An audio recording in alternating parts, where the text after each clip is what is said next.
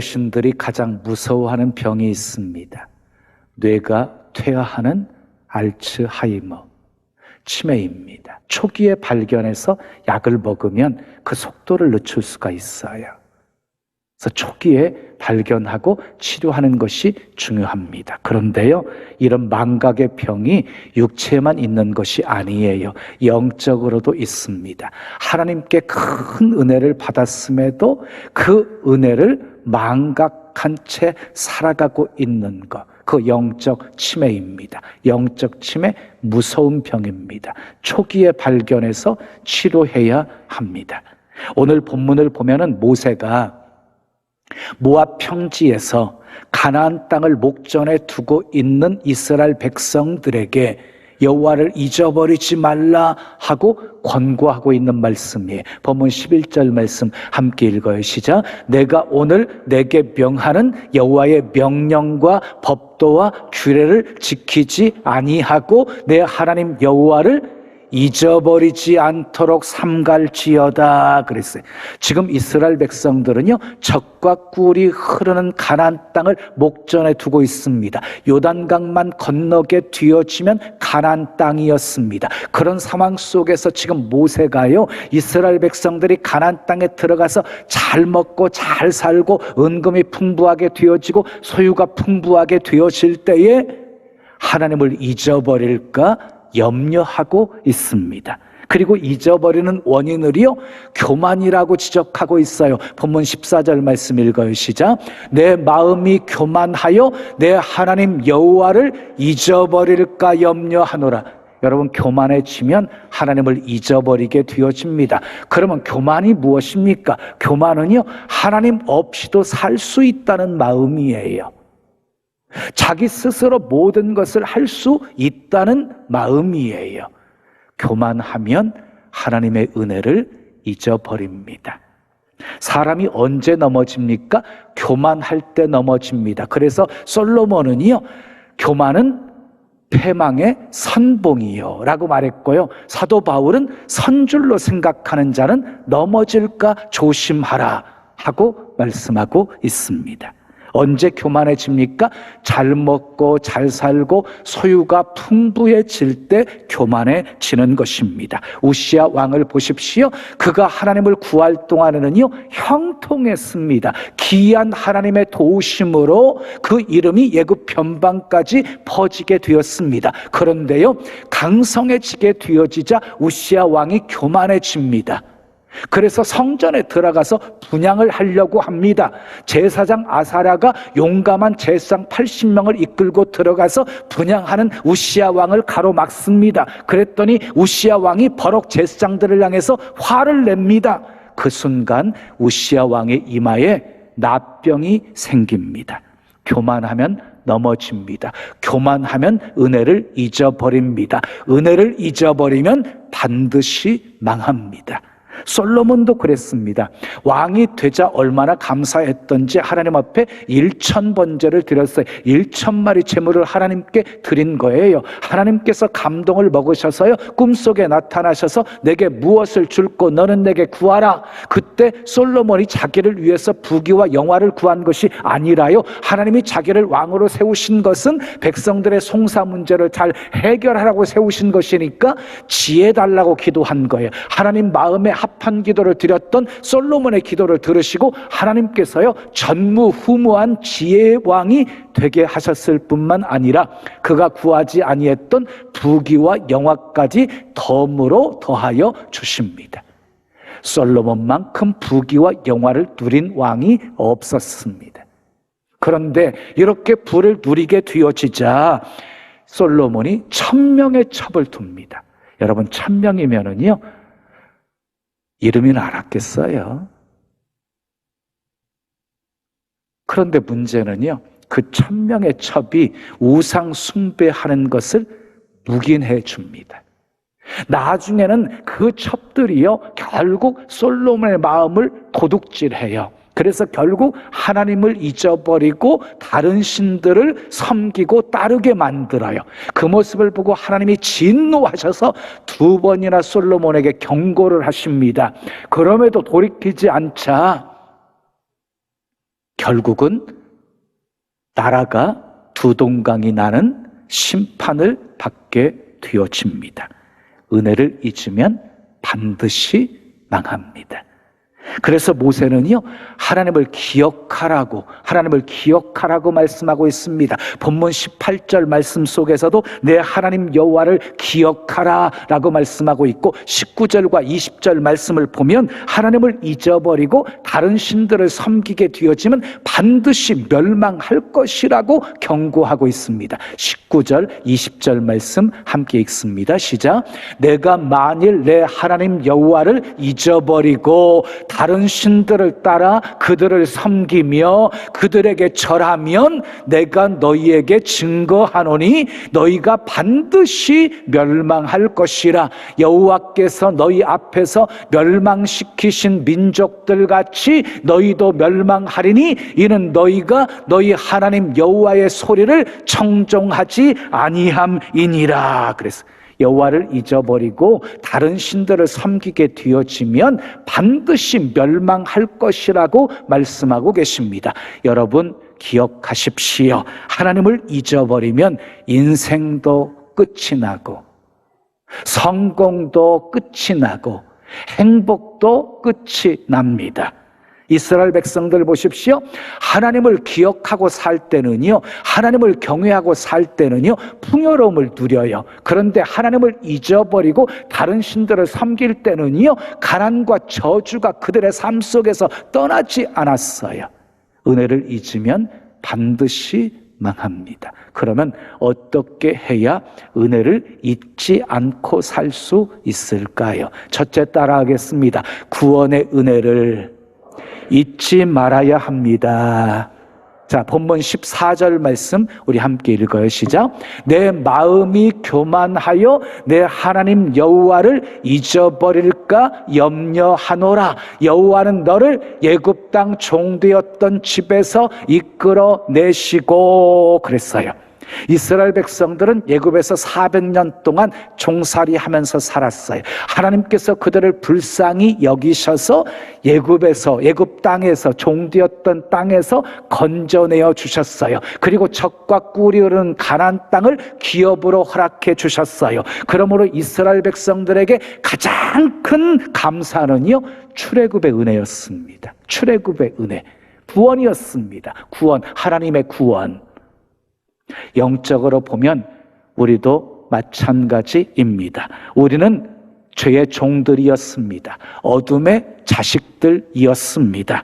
그런 우리를 하나님께서는 불쌍히 여기시고 예수 그리스도의 십자가의 공로로 우리의 허물과 죄를 깨끗이 씻어주시고 하나님의 자녀 삼아주셨습니다. 그리고 장차 그리스도와 더불어서 하나님 나라의 모든 영광을 영원히 누리며 살게 해주셨습니다.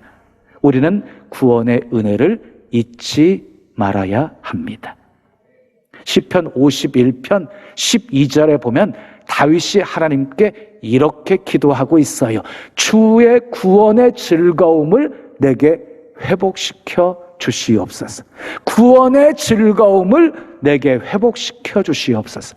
그러니까 다윗이 살아가면서 너무 편안하고 너무 하나님의 은혜 속에 살아가다 보니까 점점 구원의 즐거움이 사라지기를 시작했다는 거예요. 그래서 위기의식을 느낀 다윗이요, 주의 구원의 즐거움을 내게 다시 회복시켜 주시옵소서 라고 기도한 것입니다. 우리는 어떻습니까? 구원의 기쁨과 구원의 즐거움이 있으십니까? 아멘 잘 못하시는 거 보니까 여러분들도 구원의 즐거움이 회복돼야 될 필요성이 있는 거지요. 여러분, 구원의 기쁨과 구원의 즐거움이 다시 회복되어질 수 있다면 다른 것은 전혀 문제가 되어지지를 않습니다. 왜냐하면 하박국 선지자처럼 구원의 하나님으로 인하여서 내가 기뻐하고 즐거워하면서 사는데 그 어떤 환경이 문제가 되어지겠습니까? 우리가 잘 아는 찬송가 305장은 이렇게 노래하고 있습니다. 나 같은 죄인을 살리신 것도 하나님의 은혜이고 큰 죄악에서 건지신 것도 하나님의 은혜이고 지금껏 내가 살아온 것도 하나님의 은혜이고 장차 천국에서 영원히 살 것도 하나님의 은혜입니다. 구원의 은혜 잊지 마십시오. 두 번째 따라하겠어요. 광야의 삶을 잊지 말아야 합니다. 신명기 8장 2절 말씀 우리 함께 읽어요. 시작. 내 하나님 여호와께서 이 40년 동안에 내게 광야길을 걷게 하신 것을 기억하라. 하나님께서 광야 40년 동안 어떻게 인도하셨는지, 광야길을 어떻게 걷게 하셨는지를 기억하라는 말씀이에요. 여러분, 광야 40년 동안 하나님이 어떻게 인도하셨습니까? 구름기둥, 불기둥으로 인도하셨고 보호해 주셨고, 반석에서 생수가 나게 하셔서 마시게 하셨고, 하늘에서 만나를 공급해 주셔서 먹여 주셨습니다. 그리고 옷과 의복, 신발이 40년 동안 헤어지지 않게 하셨습니다. 모든 것이 다 하나님의 은혜였습니다. 그 광야의 길을 걸어가면서 하나님이 베풀어 주신 그 은혜를 잊지 말라는 것입니다. 지난 세기를 돌아보면 우리 민족에게도 광야의 길이 있었습니다. 전갈이 가득하고 불뱀이 가득한 시대 속에서 살았습니다. 주권을 잃어버렸습니다. 나라를 잃어버렸습니다. 이름도 잃어버렸습니다. 글자도 잃어버렸습니다. 우리가 자랑스럽게 생각하는 문화까지도 상실했던 광야의 생활이 있었습니다. 그뿐 아니라 해방의 기쁨도 잠시였고 6.25 전쟁이 발생하게 되었습니다. 그런데 하나님께서 그 고난의 역사를 이겨낼 수 있도록 우리 민족에게 하나님이 복을 주셨습니다. 대한민국에서 조금만 위로 올라가면 중국이 있고요. 거대한 중국, 그리고 러시아, 그리고 옆에는요 일본이 있어요. 다 세계 열강들이에요. 이런 나라들 중심에 대한민국이 끼어 있다는 거, 이거 놀라운 일이지 않습니까? 이제는 세계적으로 경제 위상이 높아져서 주요 경제국가 G20에 참여한 국가가 되어졌고, 이미 올림픽도 월드컵도 치루었고, 그리고 평창에서 동계올림픽까지 개최하는 세계 속에 대한민국이 되었습니다. 20세기에서 21세기 초에 이렇게 변화된 나라가 지구촌에 어디 있습니까? 대한민국이 유일합니다. 가난한 나라, 열악한 나라, 원조를 받던 나라가 이제는 부강해져서 원조를 하는 나라가 되었습니다. 이 모든 것이 하나님의 축복입니다. 하나님이 보호하사 우리나라 만세였습니다. 그런데 사람들이 하나님의 은혜를 잊어버렸습니다. 심지어 하나님을 조롱하고 저주까지 하고 있습니다. 교회 십자가 불빛이 공해라고 난리를 피우고 있습니다. 풍요로움을 경험하니까 감사가 사라져버리고 조금의 불편함도 견디지 못하고 불평하고 있습니다. 모습까지 사나워졌습니다. 우리 속담에 개구리가 올챙이적 생각 못한다 하는 말이 있습니다. 우리는 광야의 삶을 잊지 말고 기억해야 합니다. 어떤 사람은 이렇게 말, 왜 자꾸 어려운 과거를 생각하라고 하십니까? 왜 자꾸 힘들고 배고팠던 그 옛날을 생각하라고 하십니까? 그것이요, 옛날을 생각하는 것이 내 마음에 분노와 미움을 가져다 주는 것이라면 훌훌 털어버려야지요. 그런데 과거 옛날 광야길을 생각할 때마다 하나님께 감사할 수 있다면 우리는 끊임없이 광야의 삶을 기억해야 하는 것이지요. 잊지 말아야 하는 것이지요. 그래야 더 많이 가질수록, 더 많이 누릴수록 겸손해질 수 있고 감사의 노래를 부를 수 있습니다. 광야의 삶을 잊지 마십시오. 세 번째 따라하겠어요. 형통할 때 하나님의 은혜를 잊지 말아야 합니다. 본문 12절에서 14절까지 말씀 우리 함께 읽어요. 시작. 내가 먹어서 배부르고 아름다운 집을 짓고 거주하게 되며 또 내 소와 양이 번성하며 내 은금이 증식되며 내 소유가 다 풍부하게 될 때에 내 마음이 교만하여 내 하나님 여호와를 잊어버릴까 염려하노라. 지금 모세가 이스라엘 백성들이 먹어서 배부르고 아름다운 집을 짓고 거주하게 되어지고 소와 양이 증식 번성하고 은금이 증식되고 소유가 풍부하게 될 때에 여호와를 잊어버릴까 염려하고 있습니다. 여러분, 사람이 배가 고프잖아요. 그러면은요, 이 코가 예민해져요. 배가 고프면 코가 예민해져요. 근데 배부르잖아요. 그러면 코가요, 무디어져요. 영적으로도 마찬가지예요. 힘들고 어려움이 찾아올 때는요, 절로 하나님의 이름을 부르게 되어져요. 근데 배 따숩고 그냥 흥통하고 편안하잖아요. 그러면 간절히 하나님을 찾지 않아요. 뭐 누구나 다 그래요. 바쁘다는 핑계로, 높은 사람 만나서 골프 쳐야 된다는 핑계로 주일 예배도 빠뜨려 먹어요. 그리고 교회도 졸업해버려요. 그래서 모세는 형통할 때 하나님의 은혜를 잊어버리지 말라고 경고하고 있습니다. 본문 17절, 18절 말씀 함께 읽어요. 시작. 그러나 내가 마음에 이르기를 내 능력과 내 손의 힘으로 내가 이 재물을 얻었다 말할 것이라. 내 하나님 여호와를 기억하라. 그가 내게 재물 얻을 능력을 주셨습니다. 여러분, 우리는 형통할 때도 하나님의 은혜를 잊지 말고 기억해야 돼요. 그런데 사람들은요, 형통하잖아요. 그러면은요, 내 능력과 내 손의 힘으로 이 재물을 얻었다라고 말한다는 거예요. 여러분, 분명히 기억하세요.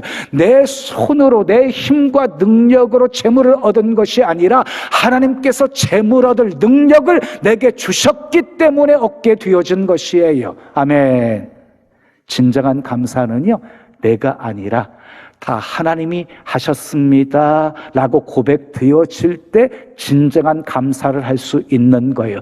다 하나님이 하셨어요, 하나님이 이루셨어요, 하나님이 이기게 하셨어요 라고 고백할 수 있을 때 비로소 진정한 감사가 시작되는 것입니다.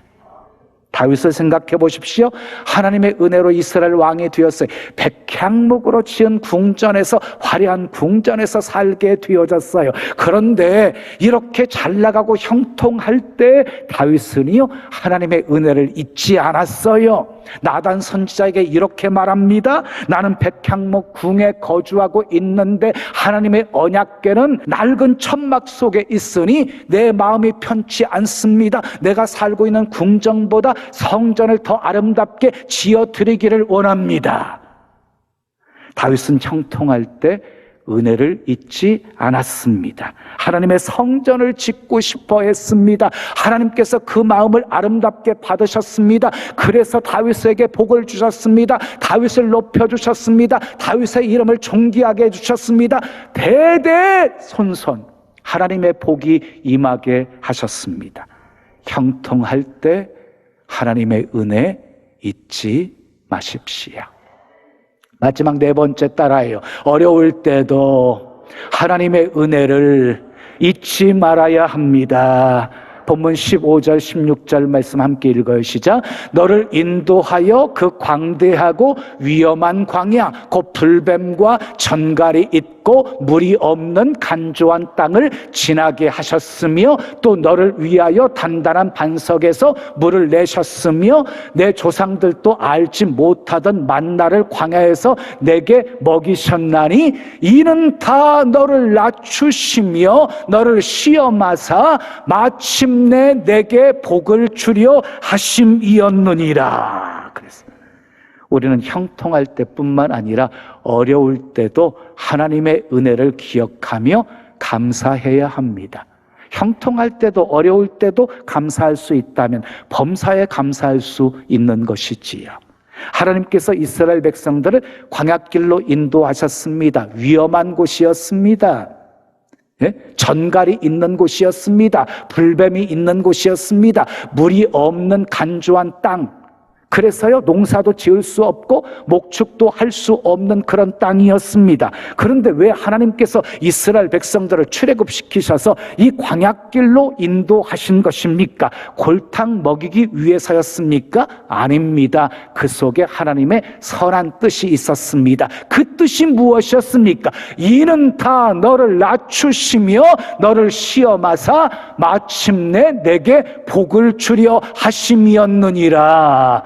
광야의 길은 훈련의 과정이었습니다. 마침내 복을 주시기 위함이었습니다. 빙점의 작가 삼포등자는 은혜에 익숙해지는 것이 가장 무서운 것이다.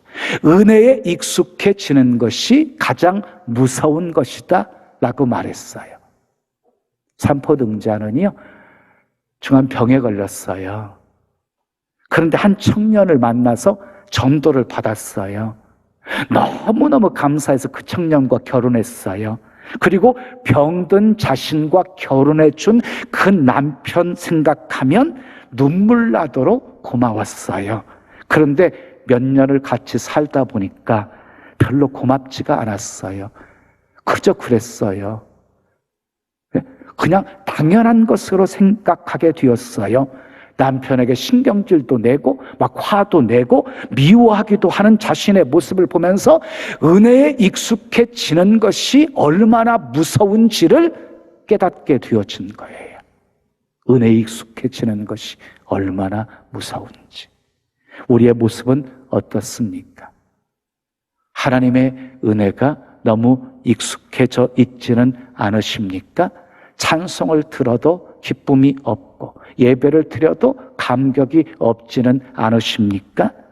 은혜에 너무 익숙해져서 감사가 사라졌기 때문입니다. 부디 감사절에 감사를 회복하시고, 아멘, 신앙도 회복하시고 능력도 회복하시고 축복도 회복하시기를 축복합니다. 다음 주는 추수감사주일로 지킵니다. 추수감사절은 절기 중에 가장 큰 절기입니다. 감사하는 절기입니다. 감사는요, 마음으로 해야 됩니다. 입술로 고백해야 됩니다. 물질로 표현해야 합니다.